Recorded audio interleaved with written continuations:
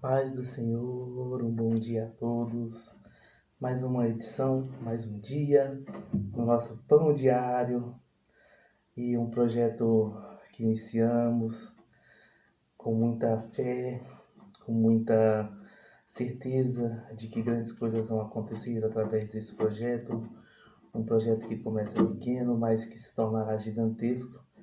Se for da vontade de Deus, estamos sempre preparados para fazer a vontade dele.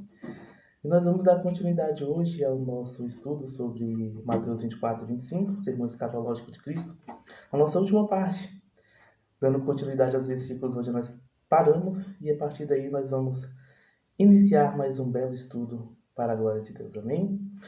Da onde nós paramos, Mateus capítulo de número 24, a partir do versículo 15, continuidade do estudo. Diz assim, o tema: o sermão continua a grande tribulação. Versículo 15. Quando, pois, vides daqui a abominação da desolação, de que falou o profeta Daniel, está no lugar santo, quem lhe entenda. Olha só.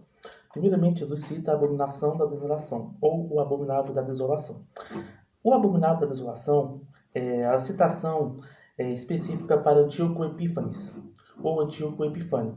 Antíoco Epifânio foi uma pessoa, uma espécie de governante nos tempos interbíblicos, do final do Antigo Testamento até o início do Novo, que profanou o templo de Israel, sacrificou porcos e fez coisas terríveis contra o povo de Deus. Foi uma espécie de anticristo.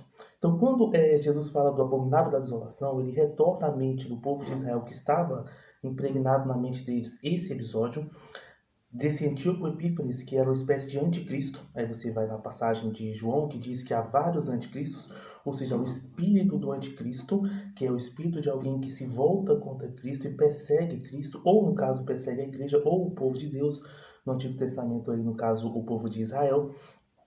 E esse espírito anticristo ele se torna cada vez maior em vários governantes ao longo dos tempos, até se tornar preponderante no grande anticristo, que será aí no caso no grande da tribulação. Então, quando ele fala do abominável da desolação, ele fala de Antíoco Epífanes, que inclusive na história está registrado no livro dos Macabeus, que é um livro apócrifo, que não é do cânon bíblico, apenas do cânon católico, e fala sobre essa libertação do povo de Israel através de Judas Macabeus, um revolucionário, contra a opressão de Antíoco Epífanes. Resumindo esse versículo, Jesus está falando do anticristo, da abominável da desolação do que viria. Versículo de número 16, então, os que estiverem na Judéia, que fujam para os montes. 17, quem estiver sobre o telhado não desça a tirar alguma coisa de sua casa, e quem estiver no campo não volte atrás a buscar as suas vestes. Aí ele já fala do período da tribulação, do período da perseguição, ele já faz um link para o futuro, na perseguição do anticristo durante o período tribulacional. No momento em que o anticristo se levantar contra o remanescente, aqueles que permanecerem fiéis após o arrebatamento, se converterem, porque se não subiram no arrebatamento, evidentemente eles não se converteram anteriormente, se converterem posteriormente, haverá uma perseguição muito grande do anticristo, e essa fuga representa exatamente esse desespero. Quando ele fala das grávidas e das que amamentam, também é uma referência aqui ao arrebatamento da igreja. É importante dizer que também é uma referência histórica. Os historicistas costumam dizer que essa parte refere-se ao cerco de Jerusalém, onde muitas grávidas elas sofreram, elas não puderam fugir, mas na verdade ele faz um link exatamente com o arrebatamento e também o período tribulacional, em que as grávidas, exatamente por serem grávidas e amamentarem, não tem essa capacidade de fugir da perseguição. Sem contar também o arrebatamento da igreja, que vai trazer para o céu várias e várias crianças, trazendo também uma tristeza muito grande para as mães. E aí, no versículo de número 20, vai dizer: orai para que a vossa fuga não aconteça no inverno nem no sábado, ou seja, no inverno, por conta das temperaturas, e no sábado, exatamente por ser um dia sagrado. Então, ou seja, esta representação de Jesus é a representação de uma perseguição que ocorreria. Entendemos essa perseguição como uma perseguição do anticristo, principalmente a última perseguição do final do período tribulacional, no vale do Armagedon, em Meguido, quando os exércitos do anticristo vão se reunir contra o remanescente do povo de Israel, e todos reunidos no Monte das Oliveiras, que vai se tornar um vale, segundo a interpretação de Zacarias, capítulo de número 14, seus pés estarão sobre os Montes das Oliveiras. Jesus então surge com a igreja para destruir os exércitos do anticristo, no período final da tribulação, no momento em que o mundo inteiro caído irá perseguir o povo de Israel, e aí sim o povo de Israel verá Jesus com poder e grande glória nos céus para salvar o povo de Israel, trazendo eles a vitória, e aí sim, a partir daí, iniciando-se o período do milênio. Continuando, versículo de número 21. Porque haverá então grande aflição como nunca houve desde o princípio do mundo até agora, nem tampouco haverá jamais. Olha só. Algumas pessoas interpretam os historicistas, os preteristas, dentro da visão escatológica, interpretam muito das profecias de Mateus 24, 25 como uma referência apenas ao ano 70 depois de Cristo, a perseguição. Mas quando nós vimos, a missão é muito clara. Nunca houve, nunca haverá algo tão terrível quanto esse. Quando nós vemos na história de Israel, a maior perseguição não foi do ano 70. O holocausto de Hitler, matando mais de 6 milhões de judeus, foi bem maior do que a perseguição do ano 70 depois de Cristo.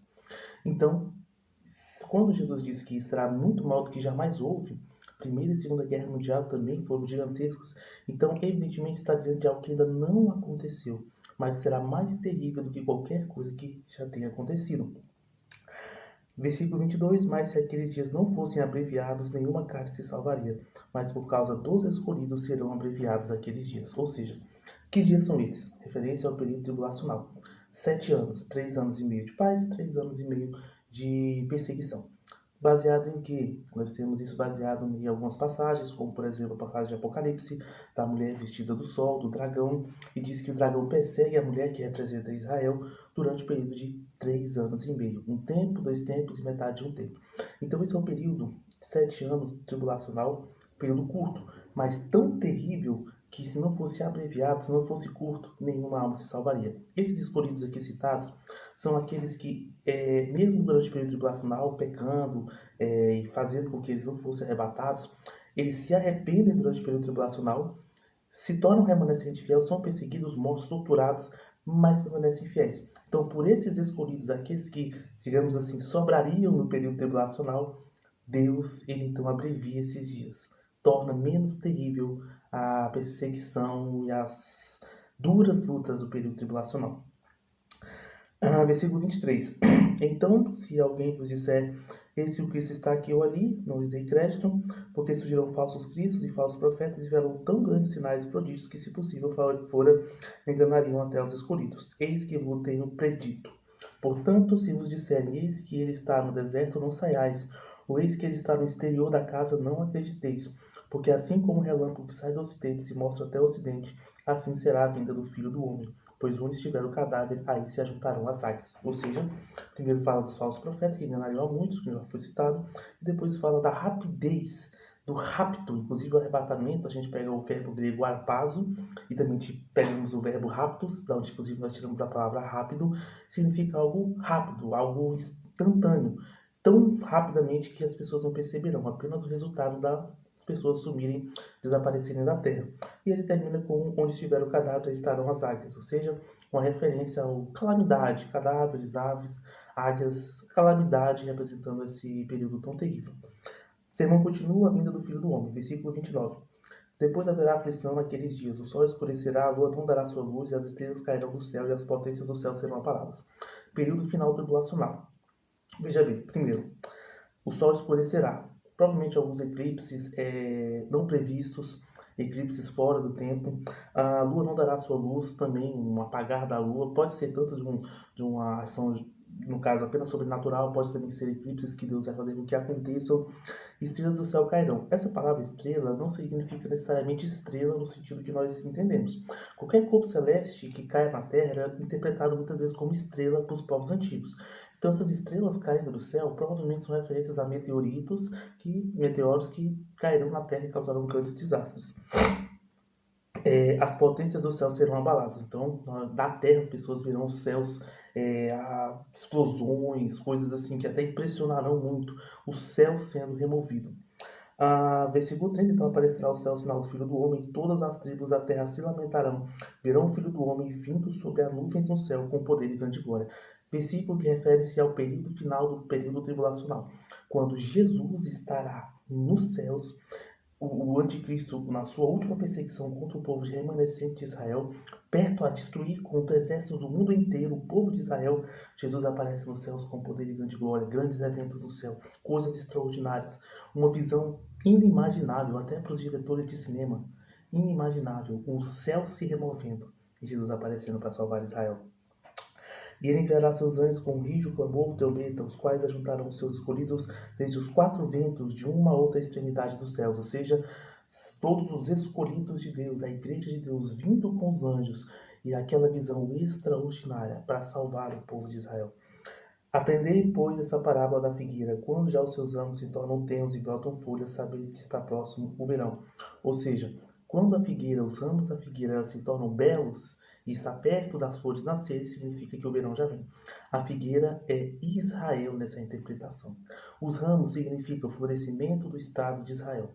Em 1947, na partilha da Palestina, inclusive com o voto decisivo de Oswaldo Aranha, brasileiro, inclusive o único brasileiro que foi presidente da ONU em toda a história, foi Oswaldo Aranha. Com o voto dele, a nação figueira de Israel floresce, ganha o seu território. E aí significa que os ramos já estão preparados, ou seja, que a vinda de Cristo está próxima. Versículo 33. Igualmente, quando vi todas essas coisas, sabem que ele está próximo às portas. Em verdade vos digo que não passará essa geração sem que todas essas coisas aconteçam. Os céus e a terra passarão, mas as minhas palavras não vão te passar. Como assim não passará essa geração? Os discípulos morreram e não viram isso. Essa geração significa a geração do povo de Israel. O povo de Israel muitas vezes sofreu muitas perseguições e muitas vezes pensou-se que o povo de Israel seria destruído, aniquilado. Mas a promessa de Cristo é o seguinte: enquanto o povo de Israel existir, as minhas promessas não passarão. Então, o povo de Israel, a geração significa todos os descendentes de Israel. O povo de Israel estará vivo, estará presente. Enquanto isso acontecer, Jesus estará às portas. E os céus e a terra passando, mas a palavra de Deus não há de passar, ou seja, a promessa que ele fez, ele irá cumprir. O sermão continua a exortação à vigilância. Porém, naquele dia e hora ninguém sabe, nem os anjos do céu, nem o Filho, nem mais unicamente meu Pai. Como foi nos dias de Noé, assim também será a vinda do Filho do Homem. Porquanto, assim como nos dias anteriores ao dilúvio, comiam, bebiam, casavam e davam-se em casamento, até o dia em que Noé entrou na arca. E não perceberam até que veio o dilúvio e os levou a todos. Assim também será a vinda do Filho do Homem. Então, estando dois no campo, um será levado e deixado o outro. Estando dois moendo no moinho, será levado uma e deixada a outra. Vigiai, pois, porque não sabeis que hora de vir o nosso Senhor. Mas considerai isso: se o pai de família soubesse a que vigília da noite havia de vir o ladrão, vigiaria e não deixaria que fosse arrombada a sua casa. Por isso, estáis vós apercebidos também, porque o Filho do Homem há de vir numa hora em que não penseis. É muito sério e muito grave esse aviso de Deus. Primeiro, como nos dias de Noé. Noé ficou 120 anos pregando o dilúvio. Não chovia sobre a terra. As pessoas não se importavam. Assim como nós, muitas vezes, hoje em dia, pregamos a vinda de Cristo. Esse vídeo pode ter muita gente rindo, pode ter muita gente comentando nesse vídeo, dizendo que eu falo uma grande besteira. Estão rindo como o povo de Noé riu das promessas da vinda do dilúvio. Mas o dilúvio veio, independente de acreditarem ou não. Assim como a vinda de Cristo virá, independente da crença ou descrença das pessoas. O que há de vir virá e não tardará. E ele vai dizer: não será um levado do deixado, ou seja, referência ao arrebatamento, o momento em que todos os salvos da igreja de Cristo serão salvos, serão levados aos céus. E as crianças também, crianças também serão salvas por conta da inocência, e o mundo inteiro ficará estarrecido. Onde estavam aquelas pessoas? Para onde foram parar? Sumiram, foram arrebatadas. Parte final, o sermão continua a parábola dos dois servos. Quem é, pois, o servo fiel e prudente que o Senhor constituiu sobre sua casa para dar o sustento ao seu tempo? Bem-aventurado aquele servo que o Senhor, quando vier, achar servindo assim. Em verdade vos digo que o porá sobre todos os seus bens. Porém, se aquele servo mal disser consigo: meu Senhor tarde virá, e começar a espancar os seus conservos e a comer e a beber com os bêbados, virá o Senhor daquele servo no dia em que não o esperam, e a hora em que não sabem. E separá-lo-á e destinará sua parte com os hipócritas. Ali haverá pranto e ranger de dente. Ou seja, nessa parábola Jesus está explicando o seguinte: o servo bom é aquele servo que está vigilante. É como se fosse uma sentinela no exército. Vigilante. Quando alguém invadir, ele está pronto para atacar. Da mesma maneira, o servo fiel. Estamos vigilantes 24 horas por dia, porque qualquer hora Cristo pode voltar. E que ele não volte na sua falta de vigilância. que você não fique na grande vinda de Cristo. Versículo de número capítulo 25, para finalizar nosso estudo escatológico. Sermão profético continua a parábola das 10 virgens. Então o reino do céu será semelhante a 10 virgens que, tomando as suas lâmpadas, saíram ao encontro do esposo. E 5 delas eram prudentes e 5 loucas. As loucas, tomando as suas lâmpadas, não levaram azeite consigo, mas as prudentes levaram azeite às suas vasilhas e com as suas lâmpadas. E tardaram o esposo, tosquenejaram todas e adormeceram.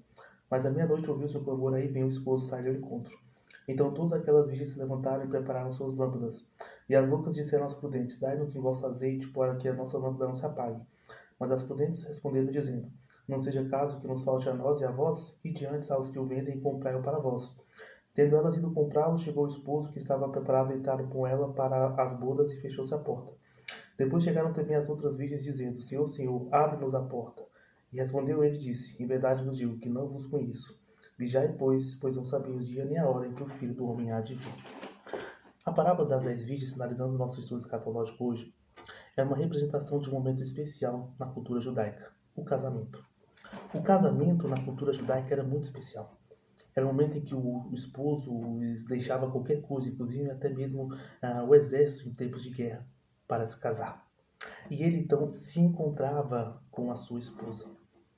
A esposa estava na casa do pai. E o esposo, encontrava-se com ela, preparava a casa, preparava a casa para onde eles morariam. E então trazia a sua esposa e levava para a sua casa que estava preparada. Por isso que em João capítulo 14, Jesus diz, vou preparar-vos um lugar. Uma referência a exatamente a questão do casamento judaico. E então, as 10 virgens significam as famosas daminhas de honra. As virgens que faziam o caminho da esposa, demonstrando a virgindade, a inocência dessa esposa. O azeite era muito importante, porque era a forma de você iluminar as ruas. Você tinha as tochas e tinha o azeite. Então, sem o azeite, a pessoa ficava não iluminada, ficava escuro. E não conseguia participar da cerimônia sem o azeite. E quando o esposo ele chega na parábola de forma repentina, representando o arrebatamento da igreja que acontecerá em qualquer momento, as que não estavam preparadas não vão participar da cerimônia. Ou seja, não tinham azeite que representa o Espírito Santo nas suas vidas. Eram damas de honra, eram virgens, ou seja, teoricamente eram crentes. Mas o azeite não estava realmente nas suas botijas. É uma reflexão para todos nós. Será que nós somos apenas crentes, mas o azeite não está na nossa botija? Será que adoramos apenas de boca para fora? Será que no escurinho do cinema nós fazemos coisas terríveis e pensamos que Deus não está vendo? É algo a se pensar. O noivo está chegando, todos nós somos as virgens. Mas se nós não tivermos o azeite, não estivermos preparados, nós não entraremos com o noivo. Espero que tenham gostado desse estudo escatológico. Que Deus possa abençoar a vida de vocês. Amanhã é um estudo diferente. Sábado estaremos na nova lição bíblica das lições bíblicas da editora Betel. E será um estudo abençoado e abençoador para todos nós. Aguardo todos vocês esse estudo. Que Deus possa abençoar a vida de cada um de vocês. E mais um pão diário cumprido. Aguardo vocês nos próximos vídeos. Que Deus possa abençoar a vida de todos. Amém.